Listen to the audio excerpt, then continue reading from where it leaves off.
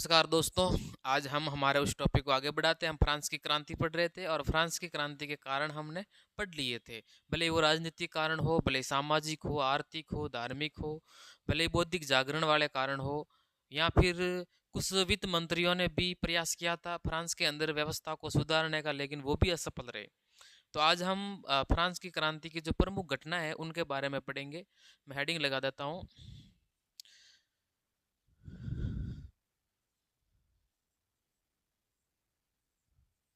France की क्रांति की घटनाएं।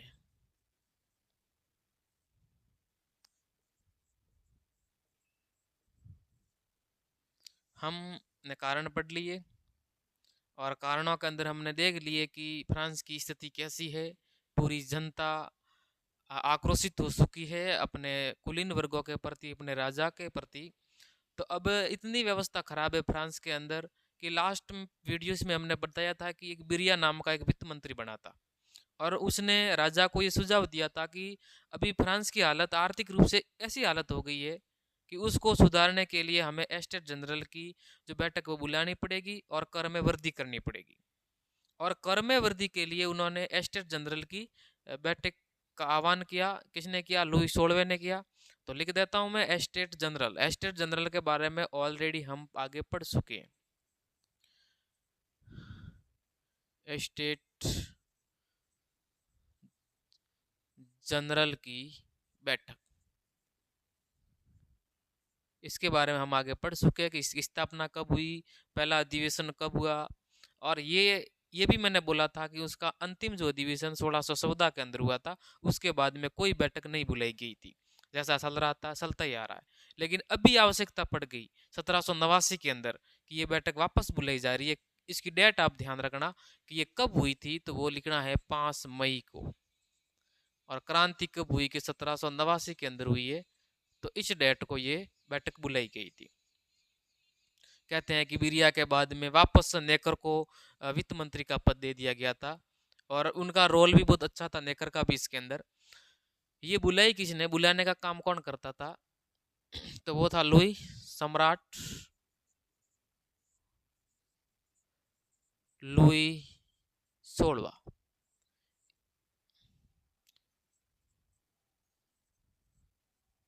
इस अधिवेशन किसने बुलाया था? लुई 16वें ने बुलाया था। फिर क्या बात हुई? जो किस किसने भाग लिया? तो मैंने आपको बताया था, 3 एस्टेट बताए थे। तो फ्रांस का जो समाज था 3 वर्गों में बटा हुआ था। प्रथम एस्टेट पादरी वर्ग, द्वितीय एस्टेट जिसमें कुलीन परिवार आते थे, भले राजा वाले हो, भले उनके अंडर काम करने वाले सामंत हो।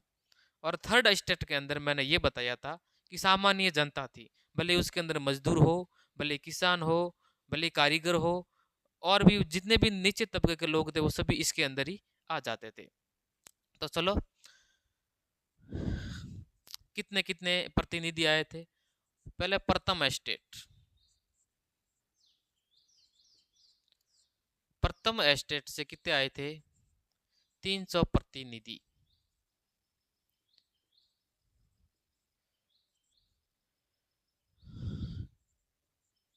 द्वितीय एस्टेट से ये लगभग 300 ही आए थे। और इन दोनों का विशेषाधिकार था, ये दोनों ही एक थे और दोनों ही मत एक एक देते थे। पूरे जितने भी 300 के 300 मत नहीं दिया जाता था। ये आप ध्यान रखना। ये जो एस्टेट जनरल की बैठक के अंदर तीनों ही जो वर्ग आते थे, तीनों का ही एक ही होता था मत। फर्स्ट एस्टेट एक मत देगा, दूसरा एक देगा और तीसरा भी एक देगा, मतलब 3 ही मत होते थे। और 2 मत जिसके पक्ष में वो जीत जाता था। तो 2 मत तो ऑलरेडी इनके पास है, दोनों ये तो मिले हुए हैं, तो ये 2 मत तो ऑलरेडी है। ये तीनों ही आमने सामने बैठते थे। जैसे एक कतार ये जैसे प्रथम एस्टेट की लगा दी, तो दूसरी कतार में ये आमने सामने बैठते थे। सामने ही बैठते थे प्रथम एस्टेट वाले और द्वितीय एस्टेट वाले। जो बाकी बचते हैं वो बैठ इनके पीछे खड़े रहते थे। बाकी कौन? थर्ड एस्टेट वाले। तृतीय एस्टेट के जो प्रतिनिधि थे वो नेकर ने बोला था कि ऐसा करते हैं कि इनकी संख्या बढ़ा दी जाए। जैसे पहले 300 आते थे इसके अंदर प्रतिनिधि, इन्होंने बोला कि यदि इनके पक्ष में, यदि हमारे पक्ष में कुछ फैसला लेना है तो इनको थोड़ा खुश करने के लिए इनकी संख्या बढ़ा दी जाए। तो इनकी पहले 300 आते थे, लेकिन कितने सौ, अब की बार कितने बुलाए इन्होंने कि आप 700 प्रतिनिधि आ सकते हो। लेकिन आने से क्या हुआ, लेकिन उनका मत तो एक ही था। अब ये एक भले 600 मिलकर एक देते हैं, ये दो देते, तो जीत तो उनकी ही थी, वो जो चाहे कर सकते थे। लेकिन इसमें एक बहुत अच्छी बात थी कि इसके अंदर समृद्ध लोग आ गए थे। समृद्ध, जो धनवान थोड़े थे, पैसे वाले ज्यादा तो नहीं थे लेकिन फिर भी थे। और दूसरे नंबर शिक्षित वर्ग, वही जो बौद्धिक जागरण के अंदर मैंने बताया था, ऐसे शिक्षित वर्ग। तो ये इस बात को कभी भी सहन नहीं करेंगे कि हम 600 मिलकर एक वोट देंगे, ये कभी भी नहीं होगा। उन्होंने तो यही बोला था कि प्रत्येक व्यक्ति का एक मत हो। यहाँ 600 है तो यहाँ पर 600 ही व्यक्ति क्या करेंगे, वोट देंगे। यहाँ 300 तो ये भी अलग से वोट देंगे, ये भी अलग से वोट देंगे, तभी मामला सेट होगा। लेकिन राजा ने मना कर दिया, तो ये तीसरे स्टेट वाले लोग क्या हो जाएंगे, वो इस जो सभा होती थी उनको त्याग देंगे, इनको छोड़कर वो बाहर चले आएंगे। और इसके बारे में क्या है, तो जो जनरल की बैठक हुई थी, स्टेट जनरल की, तो उसके अंदर एक तो किसानों को अनुमति नहीं दी। किसानों, औरतों और जो कारीगर है,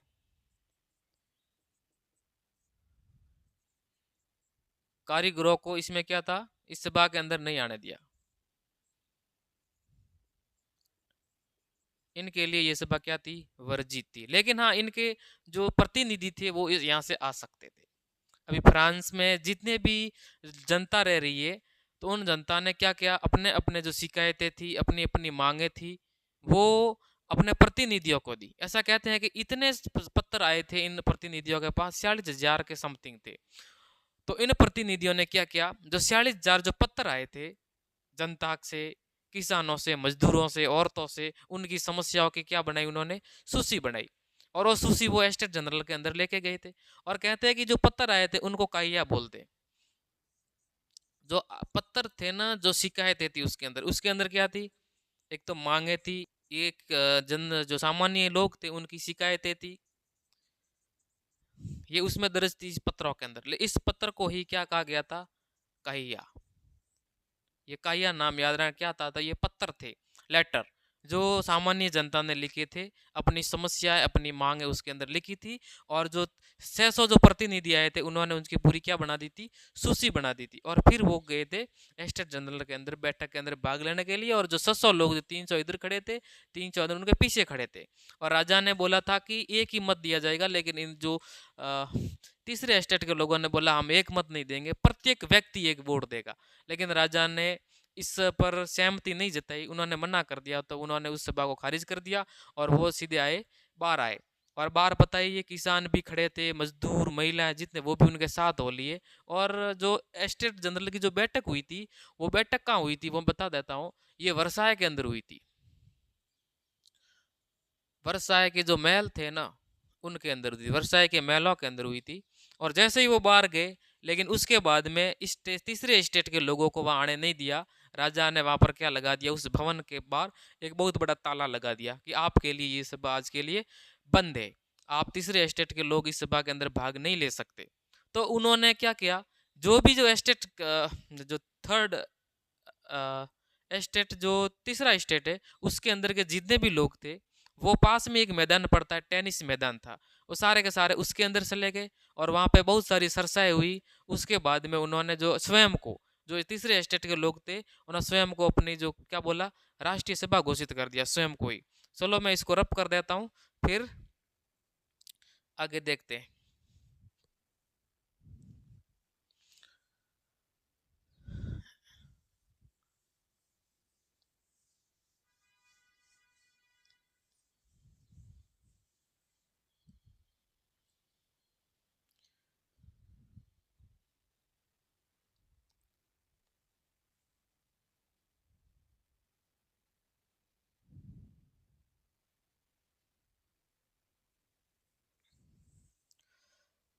दूसरा पॉइंट, राष्ट्रीय सभा। मैंने भी बोला कि जो आलीशान जो महल था वर्साई के अंदर, वहाँ स्टेट जनरल की बैठक हुई थी। और जैसे ही जो तीसरे जो वर्ग के लोग थे वो जैसे ही बाहर आए, वो पास में जो टेनिस कोर्ट था वहां चले गए और कुछ वार्ताएं हुई बहुत सारी। उसके बाद उन्होंने 17 जून को 1789 को स्वयं को राष्ट्रीय सभा घोषित कर दिया। राष्ट्रीय सभा घोषित किया। स्वयं को क्या किया? राष्ट्रीय सभा घोषित किया। अभी तक वो राजा ने मंजूरी नहीं दी है। राजा इतनी नफरत करता है इन लोगों से, और इतनी नफरत करता हुआ वो कभी भी इन लोगों को राष्ट्रीय सभा जैसा बड़ा दर्जा वो कभी मंजूर नहीं करेगा। उन्होंने सिर्फ घोषणा की थी, अभी तक राजा ने मंजूरी नहीं दी थी। क्यों नहीं देगा? क्यों? उनका वो निरंकुश राजा है, क्यों देगा? लेकिन उन्होंने घोषणा कर दी, लेकिन उसमें बहुत टाइम लगेगा। ऐसा ही राजा उनको क्या देगा? अनुमति नहीं देगा इस राष्ट्रीय सभा को। ठीक है। फिर क्या होता है कि इसके 2-3 दिन बाद, जो राष्ट्रीय सभा जो ये हुई थी, स्वयं को घोषित किया था 17 जून को, 2-3 दिन बाद उन्होंने एक शपथ ली थी। वो टेनिस के मैदान में ली, इसीलिए उसे टेनिस कोर्ट की शपथ भी कहते हैं। तो चलो इनको मैं बता देता हूँ आपको। ये जो राष्ट्रीय सभा हुई थी इसके अंदर ही लिख देते हैं,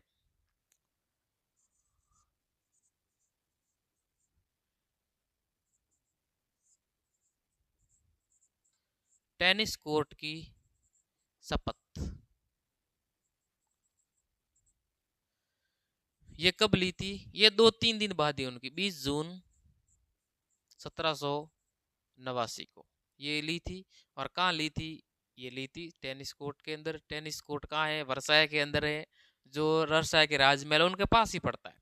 वहाँ पे बहुत सारे लोग एकत्रित होकर वहाँ पर उन्होंने ये शपथ ली थी। और शपथ के उन्होंने कैंसिल ली थी शपथ। उन्होंने यही कहा था कि जब तक हमारा संविधान बन के तैयार नहीं होता तब तक हम इस राष्ट्रीय सभा को क्या करेंगे? अपनी सभा बनाए रखेंगे।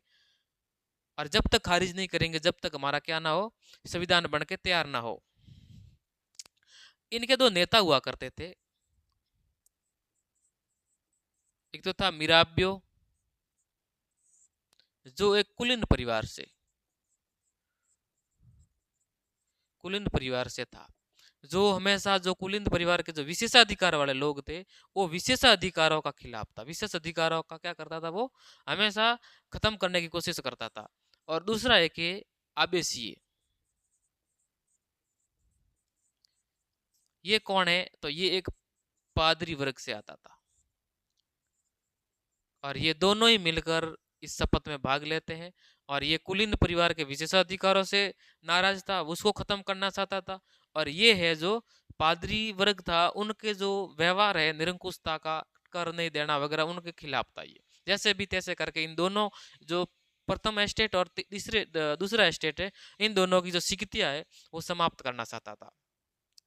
और क्या थी? तो ये जो शपथ ली थी उन्होंने, हाँ, टेनिस कोर्ट की शपथ। और शपथ ये ली थी कि जो हम क्या करेंगे? संविधान का निर्माण करेंगे। और संविधान का निर्माण करेंगे और जो राजा है, और राजा को भी क्या करना पड़ेगा? इस संविधान के अनुसार काम करना पड़ेगा। संविधान की सारी बातें उनको माननी ही पड़ेगी। शपथ में लिख देता हूं कि जब तक, मार्कर चेंज कर देता हूं, कि जब तक संविधान बन नहीं जाता तब तक राष्ट्रीय सभा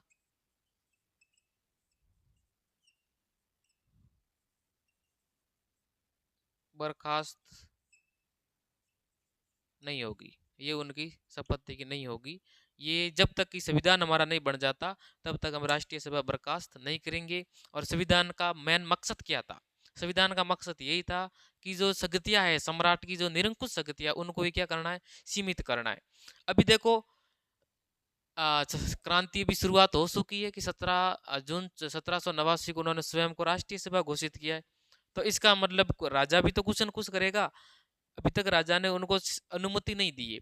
लेकिन इसके अलावा क्या घटनाएं घटित हो रही है उनके बारे में लिख देता हूँ, या साइड में ही देख देते हैं। छोटी सी बात है, जो महिला है फ्रांस की ये हालत है उस टाइम में पाव रोटी के लिए। पाव रोटी के लिए महिलाओं को दुकानों पर लाइनों में खड़ा रहना पड़ रहा है, ऐसी हालत हो चुकी है। और वो भी कुछ टाइम के लिए नहीं, घंटों तक। ऐसे कहते हैं कि एक महिला जब सुबह जाती थी तो दोपहर तक वो लाइन में खड़ी रहती थी अपने बच्चों को पाव रोटी खिलाने के लिए, ऐसी हालत थी। और जैसे ही उन्होंने सोचा कि जो जनता है वो राजा से क्रांति करने पर तुली हुई, क्रांति कर रही है, तो महिलाओं में थोड़ा जोश आया, तो उन्होंने उन दुकानों पर क्या बोल दिया, धावा बोल दिया, और उनकी जो खजाना था, उनके जो सामान था, लूट लिया। और क्या हुई, किसानों के अंदर क्या हुआ, तो किसानों के किसी ने अफवाह फैला दी किसानों के अंदर कि जो सामंत लोग हैं, बड़ी बड़ी जागीरों के जो बड़े जागीरदार हुआ करते सामंत हैं, उन्होंने बाहर से लोग बुलाए, लट्ठे तो को, लुटेरों को। वो क्या करेंगे कि किसानों की पकी फसलों को क्या करेगा, नष्ट कर देंगे। तो किसानों को जब ऐसा बोला तो वो बहुत गुस्से हुए, और उनका जो भी खेती करने के जो सामान, कुदाली वगैरह जो भी सामान था, वो लेकर उनको पीछे पड़ गए। सामंतों की हालत खराब कर दी। और किसान हमेशा नफरत किससे करते थे, कि वो लगान लेते थे, जो किसी से ऋण लेते थे, तो लगान संबंधी थी जो दस्तावेज होते थे न, बस जो किसान लोग इसको ही टारगेट करते थे। तो उन्होंने उनके खजाने धन को लूट लिया सामंतों के, प्लस में जो लगान के जो दस्तावेज थे उनको उन्होंने जला दिया, कि अभी कोई भी व्यक्ति हमारे से पैसे नहीं मांगेगा, झंझटबाजी खत्म। उन्होंने इन दस्तावेजों क्या कर दिया, जला दिया। और फ्रांस के अंदर इतना आतंकित माहौल हो गया कि जो सामंत लोग हैं वो वहां से भागने शुरू हुए, और भागकर वो पड़ोसी जो देश थे उनके अंदर शरण लेनी स्टार्ट कर दी। और राजा ने जैसे ये स्थिति देखी तो वो खुद डर गया, और उन्होंने जो तीसरा स्टेट था, जो राष्ट्रीय सभा घोषित हुई है, हाथ जोड़ के उनके सामने गया कि आप ये सब बंद कीजिए, मैं आपको ये मंजूरी देता हूँ। इस सभा को कब दिए, लगभग इसके 10 दिन बाद, 27 जून को, 27 जून 1789 को उन्होंने, राजा ने स्वयं, लुई 16वां था, उसने मंजूरी दी कि मैं सहमत हूँ ये राष्ट्रीय सभा से, आप जो भी संविधान बनाएंगे मैं उन संविधान के अनुसार ही कार्य करूंगा, जो आप अच्छा सा है वैसा कीजिए, लेकिन ये जो हो रही है समस्या इस फ्रांस के अंदर, इसको थोड़ा कम कीजिए। तो राजा खुद इनसे माफी मांगता है, लेकिन वो सिर्फ ऊपर के मन से मांगता है माफी। वो फ्रांस की हालत देखकर, वो खुद के अंदर डर था इसीलिए, लेकिन वो बाद में बहुत सारा प्रयत्न करेगा। पड़ोसी, जैसे उनकी शादी ऑस्ट्रेलिया से हुई थी, तो ऑस्ट्रेलिया के राजा से भी सहायता मांगने की कोशिश करेगा, लेकिन बाद में जनता खुद संविधान बन जाएगा, संविधान के अनुसार फांसी दी जाएगी। वो मैं अगली कक्षा में पढ़ाऊंगा। आज के लिए इतना ही। Thank you, bye, take care.